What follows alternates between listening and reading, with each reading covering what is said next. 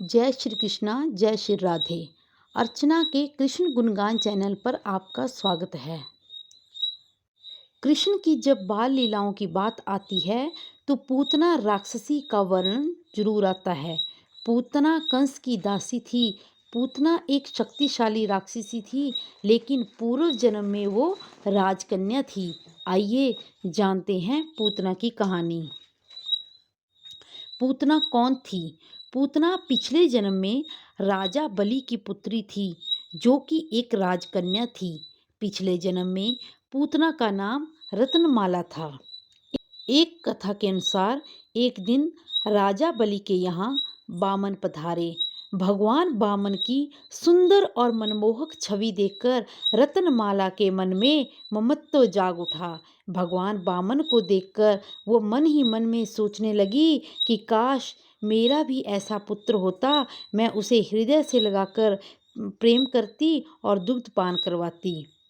भगवान ने उसके मन की इच्छा जान ली और कहा तथास्तु। लेकिन इसके बाद भगवान ने राजा बलि का अहंकार दूर करने के लिए 3 पग भूमि नाप दी। राजा समझ गए, उन्हें अपनी गलती का एहसास हो गया।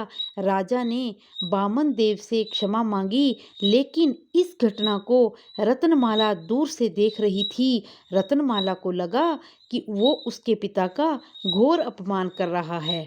इससे वो बुरी तरह क्रोधित हो गई। उसके मन ही मन में बुरी भावना आना शुरू हो गई और उसने मन ही मन में कहा कि अगर मेरा ऐसा पुत्र होता तो मैं इसे विष दे देती। भगवान ने उसके मन के भाव को पढ़ लिया और कह दिया तथास्तु।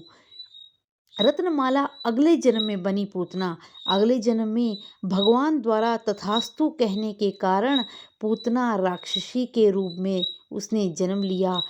कंस ने अष्टमी तिथि के दिन जन्म लेने वाले सभी बच्चों को मारने का आदेश दिया था। आदेश मिलने के बाद पूतना गोकुल पहुंच गई। पूतना भेष बदलने में माहिर थी। उसने सुंदर स्त्री का रूप धारण किया और भगवान श्री कृष्ण को दूध पिलाने लगी। भगवान ने उसे पहचान लिया और उसका वध कर दिया। इस प्रकार भगवान ने पूतना का वध भी कर दिया और जन्म मरण के चक्कर से उसे मुक्त भी कर दिया, और उसी के साथ पूतना की दूध पिलाने और विष पिलाने की इच्छा को भी पूर्ण कर दिया। जय श्री कृष्णा।